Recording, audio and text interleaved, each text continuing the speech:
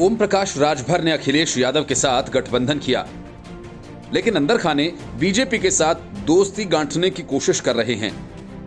ये वैसा ही है जैसे असदुद्दीन ओवैसी के साथ गठबंधन का ऐलान करने के बाद वे अचानक अखिलेश यादव के साथ चले गए।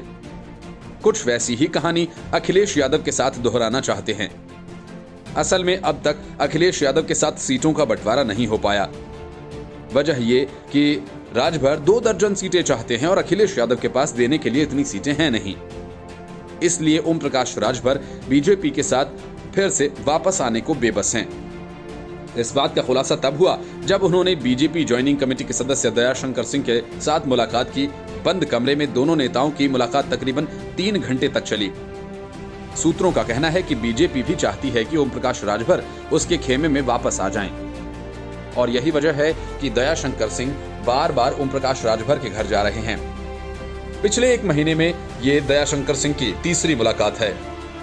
हालांकि मुलाकात सार्वजनिक हुई तो ओम प्रकाश राजभर के बेटे अरुण राजभर ने कहा कि दयाशंकर सिंह अपने लिए गठबंधन सीट पक्की करने आए थे और वे चाहते हैं कि सुभासपा यानी राजभर की पार्टी से वे चुनाव लड़ें। लेकिन बीजेपी सूत्रों की माने तो बीजेपी चाहती है कि ओम प्रकाश राजभर को किसी तरह से वापस अपने खेमे में लाया जाए। ओम प्रकाश राजभर बार बार बीजेपी को यह एहसास दिला रहे हैं कि उन्हें अखिलेश यादव 2 दर्जन से ज्यादा सीटें दे रहे हैं। उनकी पार्टी बड़ी पार्टी होने वाली है। बीजेपी इस कोशिश में है कि वह अगर ओम प्रकाश राजभर को तोड़ने में सफल हुई तो वह समाजवादी पार्टी के गठबंधन को बड़ा मनोवैज्ञानिक झटका दे सकती है और पूर्वांचल में यह बीजेपी के लिए फायदे का सौदा साबित हो सकता है। बहरहाल ओम प्रकाश राजभर कई बार ये कह चुके हैं कि बीजेपी में जाने का सवाल ही नहीं है और जिन्हें डूबना है वह बीजेपी में जाएं। वह जब तक बीजेपी को सत्ता से बाहर नहीं करेंगे चैन से नहीं बैठेंगे। अभी 2 दिन पहले ही समाजवादी पार्टी दफ्तर में अखिलेश यादव के बगल में बैठकर ओम प्रकाश राजभर ने कहा था कि वह भावी मुख्यमंत्री के बगल में बैठे हैं और जब अखिलेश यादव मुख्यमंत्री बन जाएंगे तो भी बगल में ऐसे ही बैठेंगे। हालांकि राजनीति में जो दिखता है वह होता नहीं। दयाशंकर सिंह का बार बार ओम प्रकाश राजभर के घर जाना, बीजेपी गठबंधन में घर वापसी के लिए मनाना, इसे हल्के फुल्के तौर पर नहीं लिया जा सकता। कहीं न कहीं बीजेपबीजेपी का नेतृत्व चाहता है कि ओम प्रकाश राजभर को बीजेपी गठबंधन में वापस लाया जाए। Report news of India. Shiv Sena ने अपनी तरफ से तमाम कोशिशें कर ली। संजय राउत गोवा का चक्कर भी लगा आए, लेकिन कांग्रेस का दिल नहीं पसीजा और उसने शिवसेना को कोई भाव नहीं दिया। शिवसेना चाहती थी कि गोवा में वो कांग्रेस के साथ मिलकर चुनाव लड़े, लेकिन कांग्रेस शिवसेना के साथ सिर्फ महाराष्ट्र में ही दिखना चाहती है। इसलिए उसने शिवसेना के साथ गठबंधन करने से इनकार कर दिया। अब चुनाव की तारीखों का ऐलान होने के बाद शिवसेना अपने दम पर उत्तर प्रदेश और गोवा में चुनाव लड़ने का इरादा रखती है। संजय राउत ने कहा कि शिवसेना गोवा और उत्तर प्रदेश की कुछ सीटों पर चुनाव लड़ने जा रही है। साथ ही उन्होंने ये भी दावा किया कि राज्यों में भी महाविकास अघाड़ी गठबंधन बनाने की कोशिशें शुरू हैं। संजय राउत की इस घोषणा पर महाराष्ट्र बीजेपी प्रदेश अध्यक्ष चंद्रकांत पाटिल ने अपनी प्रतिक्रिया दी है। उन्होंने कहा कि जमानत जब्त करवाने के लिए शिवसेना को पैसे मिलते हैं, इसलिए शिवसेना वहां चुनाव लड़ती है। संजय राउत को सीरियसली लेने की जरूरत नहीं है।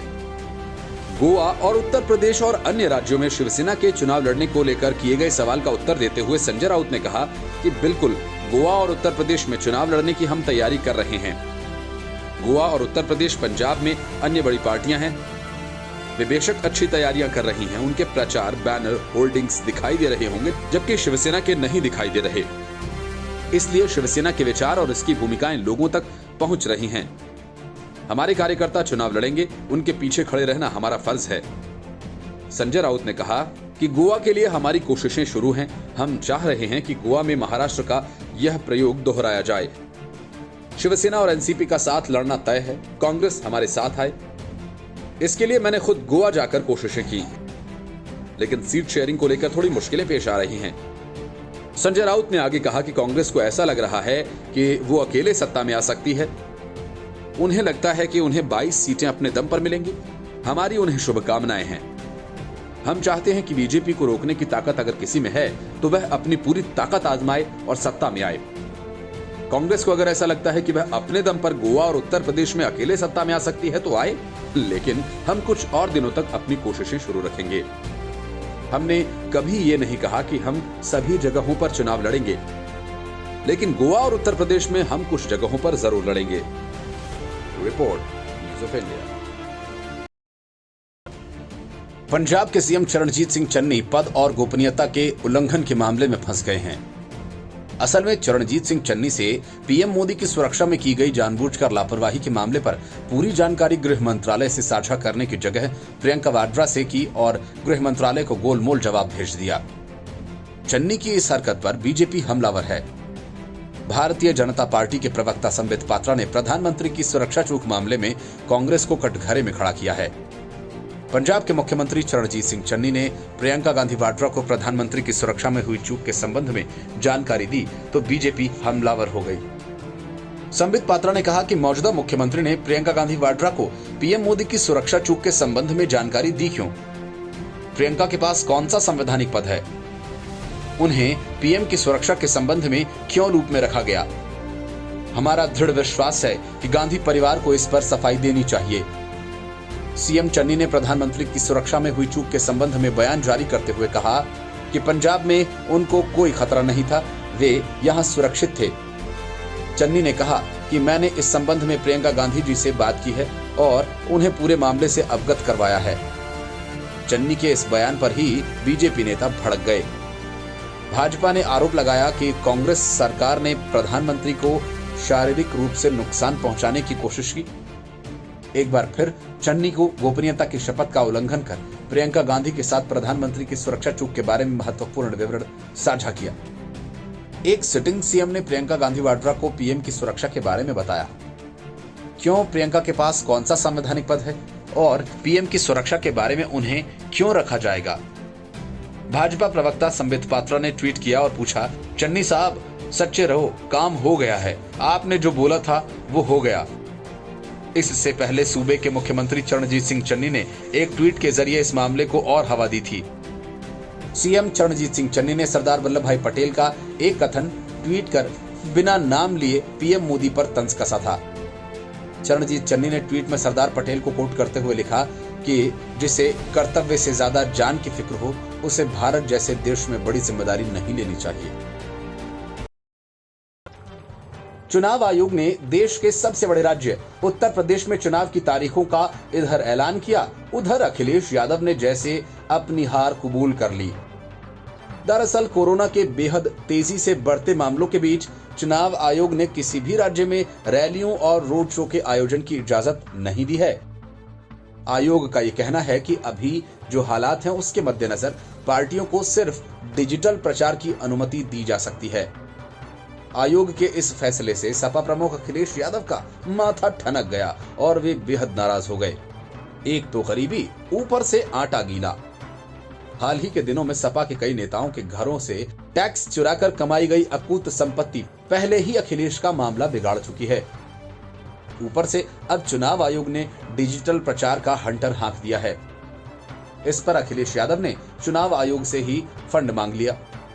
शायद जनता की गाढ़ी कमाई से निकले पैसों को अपने गोदामों में भरने वाले सपाई नेताओं के खजानों से अखिलेश यादव का पेट नहीं भर पा रहा है। उन्हें तो अभी और पैसा चाहिए और तब तक चाहिए जब तक आम जनता अपने खून से भी कमाकर उन्हें मालामाल न कर दे।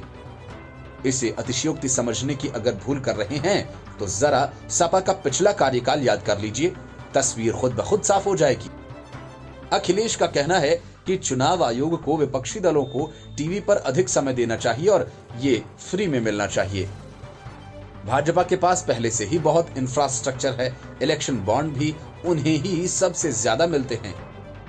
इसलिए चुनाव आयोग को राजनीतिक दलों को कुछ फंड देना चाहिए ताकि भाजपा के सामने खड़े हो सकें और बुनियादी ढांचा तैयार कर पाएं। क्योंकि अभी जो स्थिति है उसके हिसाब से हम भाजपा के बुनियादी ढांचे के साथ मुकाबला नहीं कर सकते। आयोग को चाहिए कि वो राजनीतिक दलों को सरकार से कुछ फंड दिलवाए ताकि लोकतांत्रिक व्यवस्था में सभी राजनीतिक दल जो भाजपा की तरह मजबूत नहीं है मुकाबला करने में सक्षम हो पाएं। सुना आपने किस तरह टूटी भैया 22 में बाइसिकल के नारे के मालिक हमें कुछ दे दो के नारे तक पहुंच गए और अपने बयानों से साफ साफ बता दे रहे हैं कि भाजपा बेहद मजबूत स्थिति में खड़ी है और सिर्फ वर्चुअल रैली के माध्यम से ही सरकार बनाने में सक्षम है। झूठी बातें बनाने और खोखले दावे करने वाले अखिलेश कभी पीएम मोदी के मरने की दुआएं करते हैं तो कभी योगी साफ हो जाएंगे जैसी नौटंकी। लेकिन चुनाव की तारीखों का ऐलान होते ही उनकी पार्टी का ऑक्सीजन बस खत्म होने के मोड़ पर खड़ा है। ये बात तो वो खुद ही मानने लगे हैं। आपको बता दें कि चुनाव आयोग ने उत्तर प्रदेश विधानसभा चुनाव की तारीखों का ऐलान कर दिया है। उत्तर प्रदेश में 10 फरवरी से 7 मार्च के बीच 7 चरणों में मतदान होगा। इन चुनावों में 15 जनवरी तक किसी भी नुक्कड़ सभा और रैली और पदयात्रा जैसी चीजों पर भी रोक रहेगी। आयोग ने कहा कि पार्टियां अभी केवल डिजिटल रैलियां कर सकती हैं। Bureau report, news of India. Uttar Pradesh विधानसभा चुनाव का बिगुल बजते ही राजनीतिक पार्टियों ने अपने अपने दांव शुरू हो गए हैं। एक तरफ जहां आयकर छापों में मिली अकूत संपत्ति की वजह से बदनाम सपा अभी दावा कर रही है कि 22 में राज्य साइकिल की सवारी करेगा, तो दूसरी तरफ मायावती अपने परंपरागत वोटर्स के भरोसे 22 में फिर से राज्य को महिला मुख्यमंत्री देने का दम भर रही हैं। वहीं लड़की हूं, लड़ सकती हूं के नारे पर सवार जमीन घोटाले के राजा रॉबर्ट वाड्रा की रानी प्रियंका गांधी भी यूं दावा कर रही हैं मानो 22 में दुनिया के सभी चमत्कार यूपी में ही होंगे और कांग्रेस सरकार बना लेगी। लेकिन इस सब से इतर एक ऐसा शख्स खड़ा हुआ है जिसे सिर्फ न खुद पर ही भरोसा है बल्कि राज्य की आबादी को भी उस पर पूरा भरोसा है। जी हाँ, आपने बिल्कुल सही समझा, यहाँ बात योगी आदित्यनाथ की हो रही है।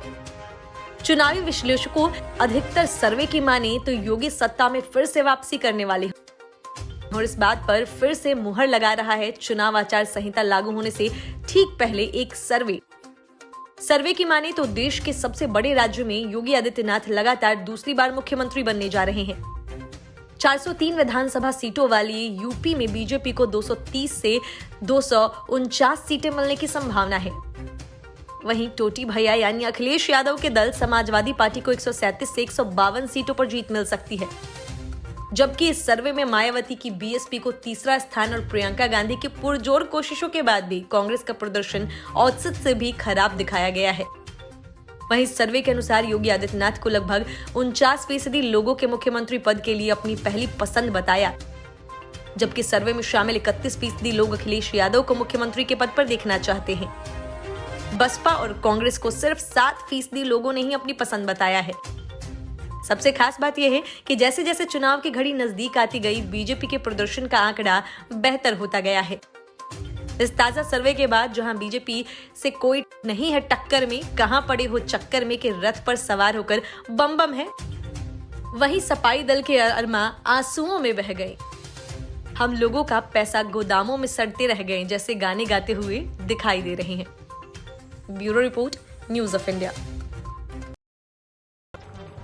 संजय राउत शिवसेना के ऐसे नेता हैं जो शिवसेना को छोड़ दूसरी पार्टियों के गम में डूबे रहते हैं।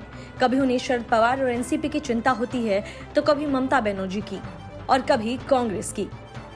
इसी वजह से शरद पवार ने अपने तरीके से उन्हें एक बार फिर फटकार लगाई थी। लेकिन संजय राउत हैं कि सामना में वे अक्सर किसी न किसी पार्टी को लेकर अपना ज्ञान बांटते ही रहते हैं। संजय राउत इन दिनों कांग्रेस पर फिदा हैं और उनके निशाने पर ममता बनर्जी हैं। शिवसेना के मुख्य पत्र सामना के साप्ताहिक कॉलम रोकटोक में संजय राउत ने तृणमूल कांग्रेस को आड़े हाथों लिया। शिवसेना सांसद संजय राउत ने गोवा विधानसभा चुनाव से पहले कांग्रेस विरोधी रुख अख्तियार करने के लिए ममता बनर्जी की आलोचना करते हुए कहा कि उनका यह कदम भाजपा के लिए फायदेमंद साबित होगा। शिवसेना ने यह भी आरोप लगाया है कि तृणमूल कांग्रेस और आम आदमी पार्टी गोवा में मतदाताओं को लुभाने के लिए पैसों का जमकर इस्तेमाल कर रही है। शिवसेना सांसद संजय राउत ने कहा कि गोवा में कांग्रेस को जड़ से खत्म करने का संकल्प टीएमसी प्रमुख ममता बनर्जी के लिए घातक साबित होगा।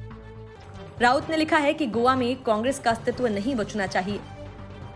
ऐसी भूमिका प्रधानमंत्री नरेंद्र मोदी या भारतीय जनता पार्टी की हो सकती है, लेकिन भाजपा से लड़ने वाली ममता बनर्जी उसी कांग्रेस विरोधी रुख का समर्थन कर रही है। आखिर में इससे लाभ किसको होगा? उन्होंने कहा कि गोवा के पिछले विधानसभा चुनाव में कांग्रेस के 17 विधायक थे, लेकिन अब 2 रह गए हैं। गोवा का चुनाव जीतना बीजेपी के लिए टेढ़ी खीर है, लेकिन आम आदमी पार्टी और टीएमसी जैसी बाहरी राजनीतिक दल उनकी मदद करने के लिए कांग्रेस की राह में रोड़े अटका रहे हैं। गोवा में दोनों पार्टियों की नजर ईसाई वोटों पर है, लेकिन ये समुदाय कांग्रेस के साथ खड़ा रहेगा। भाजपा में शामिल हुए कांग्रेस के कुछ बागी अब पुरानी पार्टी में वापस आ गए हैं। क्योंकि उन्हें पता चल गया है कि उन्हें भाजपा में टिकट नहीं मिलेगा। लेकिन कांग्रेस पार्टी ने ऐसे गद्दारों से दूरी बनाने का फैसला किया है। राउत ने गोवा चुनाव में टीएमसी द्वारा खर्च किए बेहिसाब पैसों को लेकर भी सवाल उठाया है। उन्होंने दावा किया कि इसका स्रोत कहीं और है। शिवसेना सांसद ने भाजपा पर भी हमला करते हुए कहा कि पिछले 10 वर्षों से यह पार्टी गोवा पर शासन कर रही है, लेकिन कभी भी बहुमत हासिल नहीं कर सकी। वह केवल चुनाव के बाद अन्य दलों के विधायकों को खरीदने में लिप्त रहती है। मैं ऐसे लोगों से मिला हूं जो इस बात को लेकर पूरी तरह से आश्वस्त हैं कि इस बार भी सत्ताधारी पार्टी को बहुमत नहीं मिलेगा, लेकिन टीएमसी की मौजूदगी भाजपा की मदद करेगी। बीजेपी विधायक राम कदम ने राउत ने कहा कि शिवसेना सांसद को गोवा और भाजपा के भविष्य की चिंता नहीं करनी चाहिए, इसके बजाय उन्हें आत्ममंथन करना चाहिए। शिवसेना जिस भी राज्य में चुनाव लड़ी उसमें एक भी सीट क्यों नहीं जीत पाई। उन्हें महाराष्ट्र में अपने शासन के बारे में चिंतित होना चाहिए, जहां उद्योगपतियों से पैसा इकट्ठा करने के लिए वसूली गिरोह सक्रिय है और जहां मेट्रो लाइन जैसे बुनियादी परियोजनाएं ठप पड़ी हैं। राम कदम ने कहा कि हम विधानसभा चुनाव परिणाम के बाद शिवसेना को मिठाई भेंट कर गोवा में अपनी जीत का जश्न मनाएंगे। Bureau report, news of India.